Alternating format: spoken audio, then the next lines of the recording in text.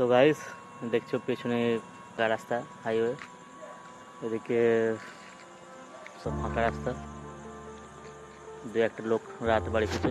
তো একটা সময় গাইস, এই যে জায়গা দেখতে পাচ্ছ, আমরা এখন আছি, বলেছি এখনও মুকুটমণিপুরেই আছি, মানে জঙ্গল এলাকায়।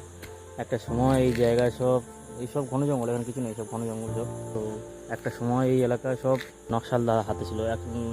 এখন নকশাল আছে হয়তো আশেপাশে, এখানকার লোক বলছিল।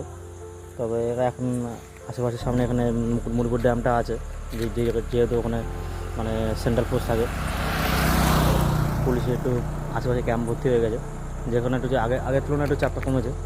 আজ থেকে 16-20 বছর পিছিয়ে গেলে এইসব জায়গায় এই রাস্তা, এই আমরা যে আমি গাড়ি নিয়ে এখানে দাঁড়িয়ে থাকা পসিবল হতো না। আর এই যে এরা যে দোকানগুলো আছে, এই যে একটা বাইকগুলো আসছে এখান থেকে রাতে বাড়ি ফিরছে, মানে এদের দ্বারা এগুলো সম্ভব হতো না আজ থেকে 16-20 বছর আগে। ধূমপান স্বাস্থ্যের পক্ষে খুবই ক্ষতিকারক, মানে লেগে গেছে ছাড়ে না, সেই কারণে বলছি। তো যাই হোক, গুড নাইট, সব ঘুমিয়ে পড়ো।